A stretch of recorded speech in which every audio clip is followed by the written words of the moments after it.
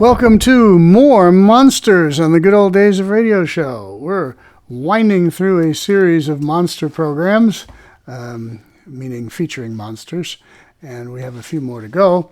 Tonight's, or today's, or tonight's, or whenever you're listening to this, tonight's episode is an episode of Quiet Please, one of my all-time favorite programs, and a favorite here with listeners on the Good Old Days of Radio Show podcast.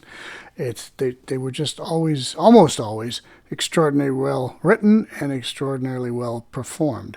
This one is called The Gem of Purest Ray from May 17th, 1948. And as I kind of suggested last week, it's about fish people. So put fish people in your brain and imagination and listen to the story. Quiet, please.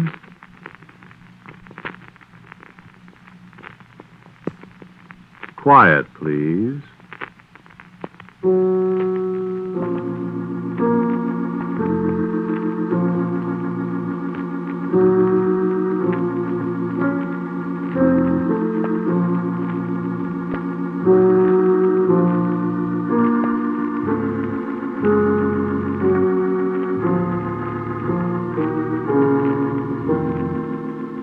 The Mutual Broadcasting System presents Quiet Please, which is written and directed by Willis Cooper and which features Ernest Chappell.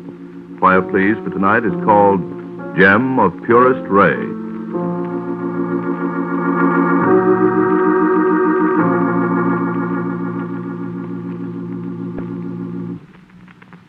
Eleftherios Moraides, M-O-R-A-I. I know how to spell it. I'm Greek, too. Are you? I didn't get your name. Pappas. Nick Pappas, Detective Sergeant, first grade. We got your address, 47 North 51st Street. Well, who sent you there, Dr. Moraides? I'm sorry, I don't speak modern Greek. I assume that to mean, how do you do, though? That's right. Well, Kala. Well, you Kala, huh? After killing this guy. I have no regrets at all, Mr. Pappas, is it? That's right. Well, go ahead. There's nothing more to say. You know that what you're saying will be used in evidence against you, don't you? Yes, of course. Mm-hmm. I'm getting pretty tired of it, Pappas. Of what, Dr. Moraides? Killing these people. Oh? Do you suppose they'll... Electrocute you? They sure will, Moraides. Electrocute. What a word. Quite an experience, too. They tell me. I wasn't thinking about the experience. It's the barbarism of the word that sets my teeth on edge. Words like electrocute, locate, reside. What's the matter with them? They get me down. Well, not to change the subject, but what about these other people you mentioned? Oh. I was just thinking, as long as they're going to send me to the electric chair... Oh, you're on the way, okay, Moraides. Well, in that case, I might as well tell you about the others. Sure. Go right ahead. And I could warn you at the same time. Warn me? Yes. Warn me of what? These people that have to be killed. Oh? Who are they, Moraides? I'm of perfectly sound mind, Sergeant Pappas. You bet. Now, let's get this conversation over with first, huh? Then we'll get on to the warning, huh? Okay. Well, so far as I can remember, there are 32 of them. All together? That I've murdered. Killed. This one makes 33. No, he's the 32nd. Well, nice going. You have their names, I suppose? No, not all of them. As a matter of fact, I have the names of only a few of them. I could give you the details of the murders, you see, and perhaps you could work back from that. Yeah, I suppose we could, couldn't we? But there are so many more of them. So? You find them everywhere. Good. And they've all got to be destroyed. Who's going to destroy them? Well, I've destroyed 32 of them. And now you're going to hang me. Objection, Doctor. We're going to fry you. For trying to save the world. For knocking off Mr. Oliver Meredith, 38, of 202 South Winter Street, to which you have confessed. And for which you will be fried like a fish. I am not a fish. Not yet. He's a fish. Who's a fish? This Meredith that I killed. Say, you may get out yet on a loony plea. Sergeant Pappas, did you see Meredith's body? Sure. Did you look at it carefully? Careful enough to see it was dead. Dead as a fish. Did you notice his neck? No. Why? There are 2 scars on his neck. On each side. Just below his ears. That's the coroner's business, Doctor. It's your business. It's everybody's business. Why? Because that's the way you can identify them. Identify who, for gosh The sake? people that are trying to destroy the world. Who? The people from the bottom of the ocean. Those scars on their necks are gills. Gills like a fish.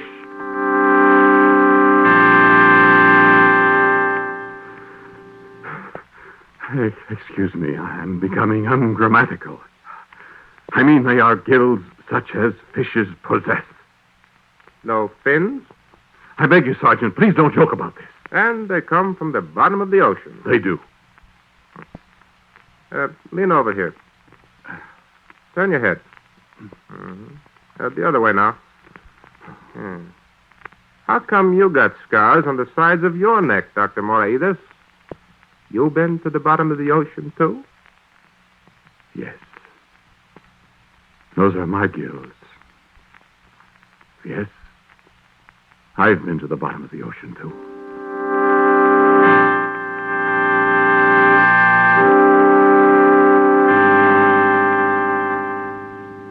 We Greeks have an enormous affinity for the depths of the seas. Our first heroes were men of the sea, Jason, and Odysseus and the others. We were a sea-going, a sea-loving nation. Why, the very words we use to describe the sea today came from the Greek, Pelagian, of the sea, from the Greek pelagos. Plankton, the microscopic animal forms that lie at various levels in the ocean depths, that's a Greek word, too. Planktos, a wanderer. And Atlantis was one of our colonies. Atlantis, whose people so loved the sea that the gods of ancient Greece sunk the whole continent into its depths. You believe that kind of junk? And you'd better believe it, too. Sergeant Pappas of the police. Yeah? Because Atlantis exists today. And its people live. And the ambassadors of Atlantis come from the sea to live beside us and sow seeds of discontent and hatred among us, wherever we live.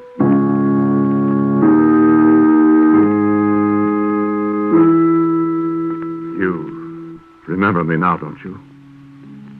The Moraidis Deep Sea Exploration Group, that's right.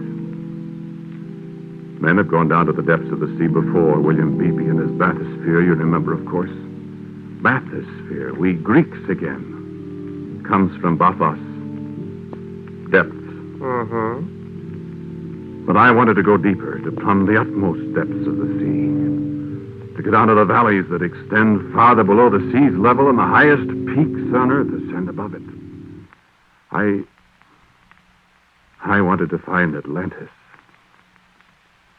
I found myself in possession of certain documents, charts, maps, the existence of which had heretofore never been suspected.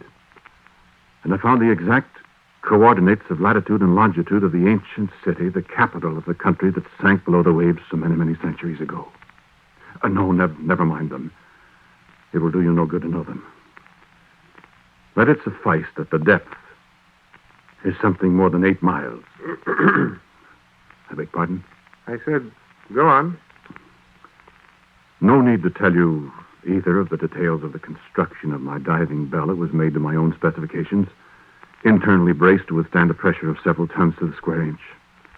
There was light and heat and large ports set in the sides with cone-shaped plexiglass deadlights, so that no matter what the pressure of the water from the outside, the plexiglass would be only forced in tighter. But the thing busted anyway, didn't it? That was the story. What really happened was somewhat different. Get on with your story, Doctor. If you'd just not interrupt me. Go ahead. If you read the newspaper accounts at the time... When was it? May 17th, 1946. Go ahead. I was going to say that you might have remembered that there was no physical connection between the bell and the surface. That is, it was not on a cable of any kind. It was free. How'd you expect to get back? By releasing ballast, of course, upon which the bell and the people in it, if any, would rise to the surface. We had, of course, radio contact with our headquarters ship on the surface. And you and the woman... Miss Elizabeth Case, You my and... assistant. Yes. You and this Miss Case went down in this thing, and it busted or something, and they pulled you out of the ocean at Old Saybrook, Connecticut. They never found Miss Case's body. Is that right? They didn't find Miss Case's body because she is still alive. Or was when I last saw her. Oh, yeah? And when did you last see her, Doc? Standing in front of the Temple of Poseidon. And where is this Temple of Poseidon, if you please? In Atlantis. 40-some thousand feet below the surface of the ocean.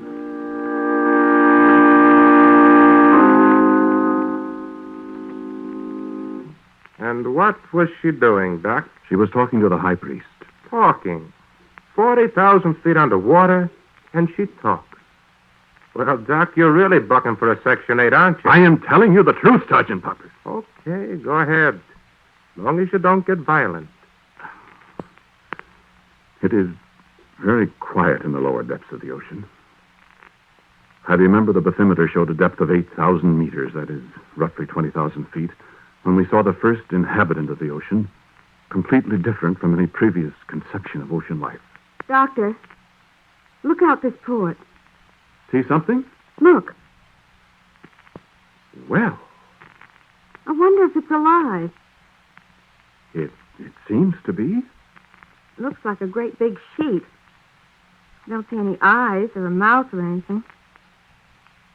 It's coming closer. It's alive, all right.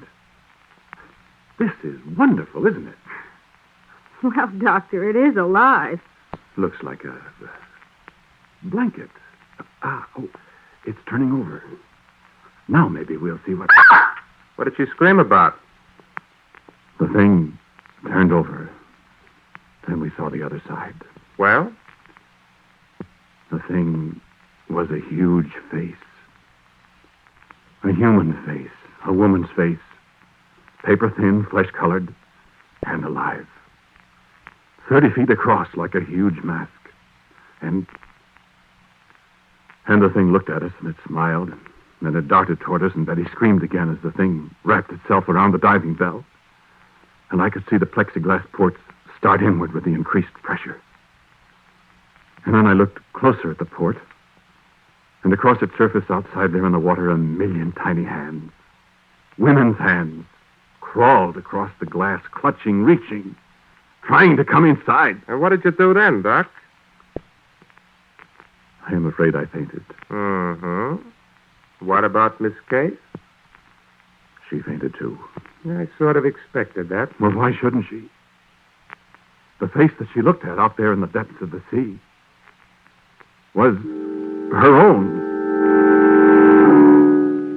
Better and better, Dr. Moraitis. Then what? It was black outside when I came to. Black and immeasurably cold. The thing was gone. There was nothing but blackness. I gave her some brandy. Always brandy in these stories. And I took a little myself. Oh-ho. The bathymeter indicated 9,200 meters. And you saw a red, white, and blue turkey with a straw hat. I saw far below me the lights of a city.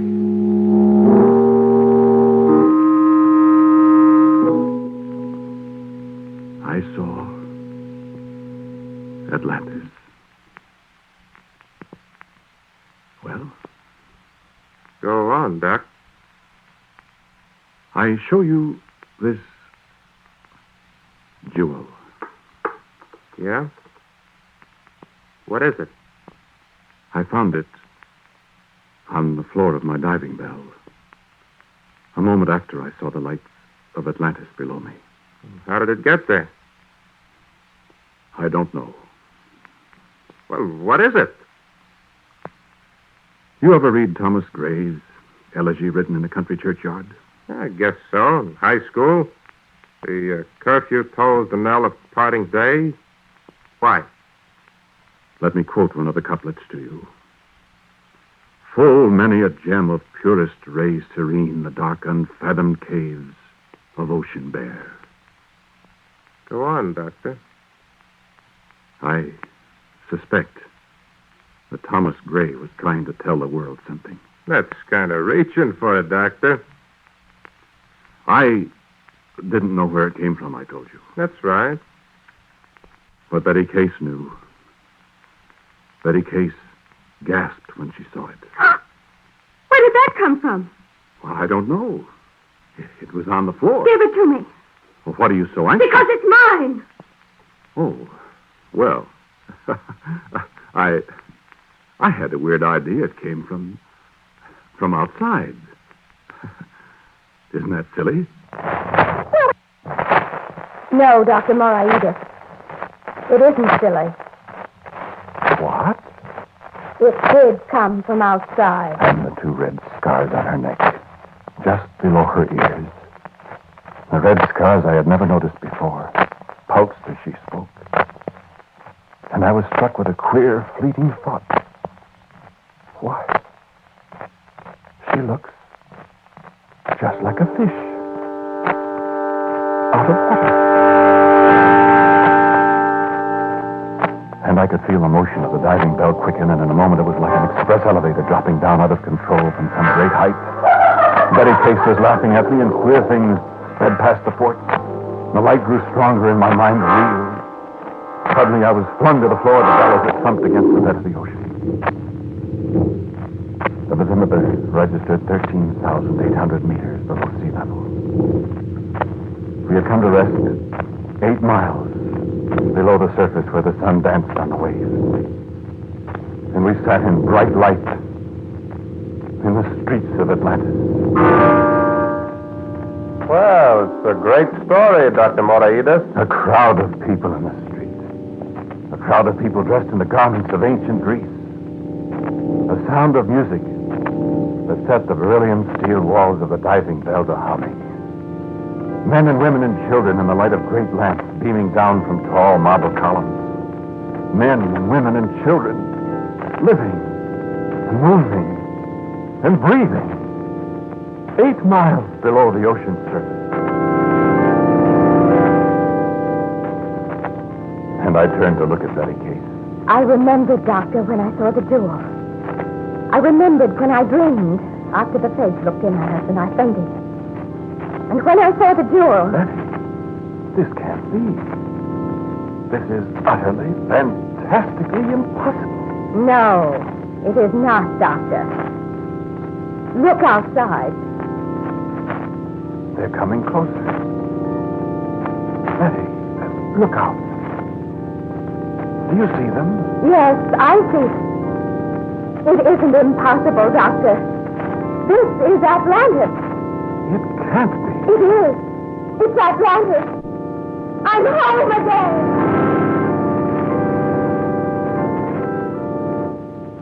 And she started for the door of the diving bell. Started reaching out for the mechanism that would unlock it, that would open and let the sea in to crush us both. And I leaped in front of it to prevent her. But she raised the jewel and held it in front of my eyes, and I felt my strength leave me suddenly. And all I could see was the coruscating brightness of the jewel burning into my eyes. And all I could hear was her voice, echoing hollowly against the steel wall. No. Never seek to stop me now, man of Earth. And I thought idly of the archaic form of speech she employed. This girl who was on Earth the most prosaic, dry as dust, laboratory assistant. Never seek to stay my hand, nor turn thy eyes away from the gem of purest ray. For thy fate is before thee now, and thou shalt go forth into the depths where mortal man hath not yet trod. And I thought with considerable surprise, why, she's speaking the purest of ancient Greek. And I'm understanding it. Now let thee become as one of us. And I watched her calmly as she extended the gleaming jewel toward me. I felt it touch the sides of my neck just below the ears, and a searing cold pain went through my body. And suddenly I was gasping for breath. I drew in great gulps of the oily air of the diving bell, and with each breath I grew weaker and weaker. I was suffocating. Like a fish. Out of water. And as the darkness shot with flashes of red descended upon me, and I knew I was dying, I dimly saw her touch the scar on her neck with a jewel, and she was gasping suddenly, too. And I saw her reach again for the lever that operated the door, and it burst open. And I felt life returning to me as I breathed in great lungfuls of cold, pure salt water.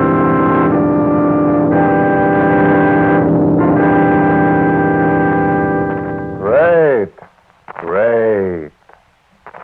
And old Fosan gave me my own jewel. The jewel that lies on your desk there. Fosan, the elder, with his white beard and the look of antiquity in his eyes, he has lived since Atlantis first disappeared beneath the ocean. Fosan spoke to me many times. Never lose the jewel, Eleftherios. When you go back to the land, you'll need it to change you back from a water breather to an air breather, you see. I'm going back then? Yes, of course. There are a great many messages that I want to send to our people on the land. Messages that cannot be trusted to our ordinary radio, you see. Because the time is almost here. The time? I forgot that you didn't know. Is Betty going back with me? No, she stays here. She'll be here when you come back. Or must I come back? You don't want to die, do you? What do you mean? There isn't going to be any place for you to live up there, you know. What? Sit down, son. You're happy, aren't you? I'm pretty confused, sir. No doubt. May I ask you some questions? You can ask them, yes. Well, how is it done? Our living here? Time enough for that. We live. Isn't that enough? No. Next question. Well, Betty, she's from the land, isn't she? Originally, yes. Did you ever hear of the bark Marie Celeste? I seem to. It was lost with all hands. That is, all hands were lost. They found the ship, sailing along with all its sails set, food on the table, still hot, and nobody aboard. It was one of the greatest mysteries of the sea. I remember. Betty was a passenger on the Marie Celeste. But that was more than 100 years ago. Yes, that's so. And the collier Cyclops that was lost in your World War in 1918. You remember that? Yes? They're all here. The Cyclops crew. They are? Well, except those we sent up to the surface. Well, what do you send those people up there for? Well, we've decided that we are the ones that the world belongs to, Eleftherios. You people up on the surface have made a pretty bad mess of things. And we're going to take it away from you. How? What we want is a world that's covered with water everywhere. Land is useless to us. But what? the people up there. My people. Are you proud of your people, Eleftherios? Well, Of course. Look, son, we're essentially kind-hearted people down here. And we're a great many. There are more of us than there are people on the land. well, yes, but Don't interrupt. You think your people are so clever. Where do you think they get their knowledge? Of what, for instance? Of ways to make war, for instance. Of ways to make deadlier and deadlier war. They didn't think of those things themselves. You know where they got their ideas. You're not going to tell me. Oh, but I am. Look, son, there are right now 65,211 Atlanteans on the surface of the earth. In every country that's known. And some that aren't very well known. They speak every language. They look like Earth people, except for the two little scars on their necks. And they're doing a great job. I don't believe it. Well, you'd better believe it, son, because one of these fine days, your little friends upstairs are going to blast all the continents right off the face of the Earth. You know what happens then? Yes, that's right. There won't be anything but water on this little old planet. So you can make your choice. You can use your jewel like the other Atlanteans up there will, and come on back down here. Or, blub, son. Blub. Strictly blub. I Even don't... if that thing doesn't kill you when it goes off. So, what do you say? What do you want me to do? Go on back for a while and help us in our little whispering campaign to destroy the continent. I won't do it. Well, son, down here on the bottom, we've solved the problem of combating pressure. If you decide not to come along with us, we'll just take that control off you. Tap you with the business end of the little jewel here, and you know what'll happen? I have an idea. Oh, no. No, you haven't. You haven't any idea. But, son, it'll be awful. Come on, make up your mind.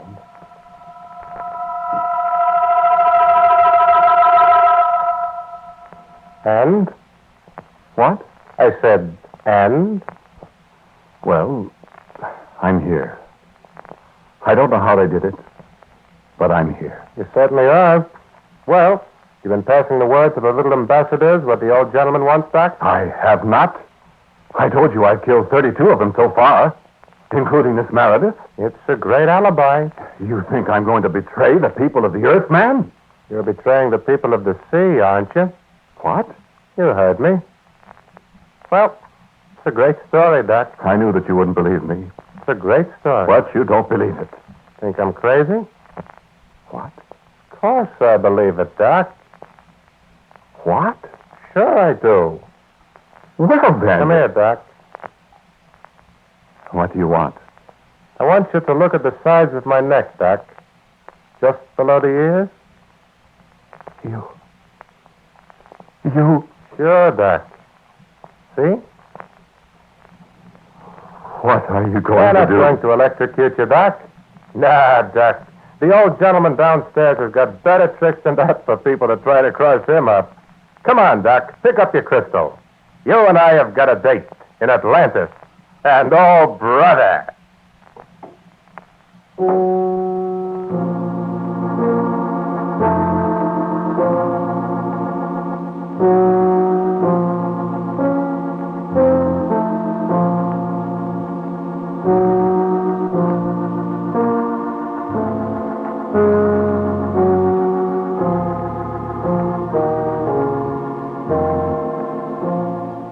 Quiet Please for tonight was called Gem of Purest Ray.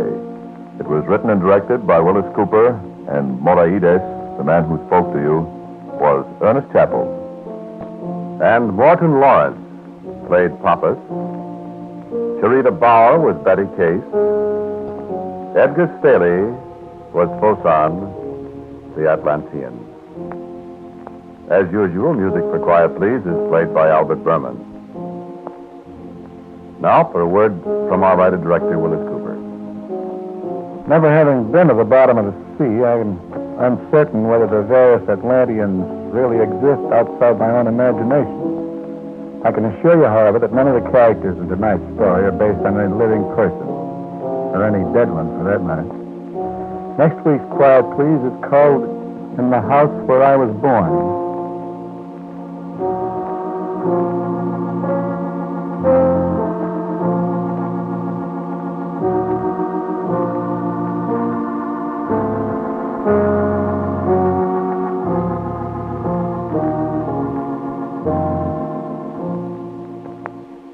And so, until next week at this same time,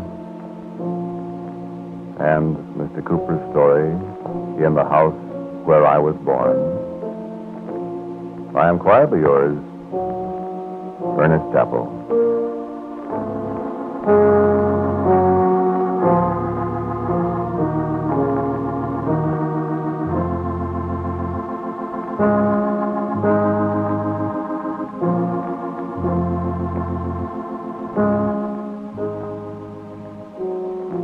Quiet Please has come to you from Mutual Studios in New York City.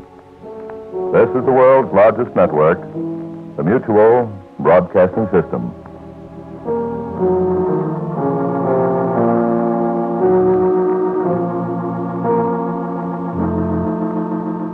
Okay, Quiet Please, a gem of purest ray. As you're listening to that, did anything else come to your mind? Perhaps a short story by H.G. Wells called Into the Abyss, if you read old H.G. Wells. Or, if you're younger, there's a little film came out a few years ago called The Shape of Water, directed by Guillermo del Toro. And Guillermo del Toro is an interesting character. He's very much a big fan of monsters and monster films. The Shape of Water was his take on The Creature from the Black Lagoon. I got that, but I would very much suspect that Mr. del Toro at some point listened to this Quiet Please episode and borrowed the idea of the little gills on the neck of people. Anyway, just trying to relate this to modern day for those of you who know what that all is. All right, that's it for the Good Old Days of Radio show. We'll be back on Tuesday with comedy and back on Thursday, September 11th with more monsters. Yeah, we had them when they blew up the World Trade Center. Now we got monsters in September 11th this year. Okay, back then. Goodbye.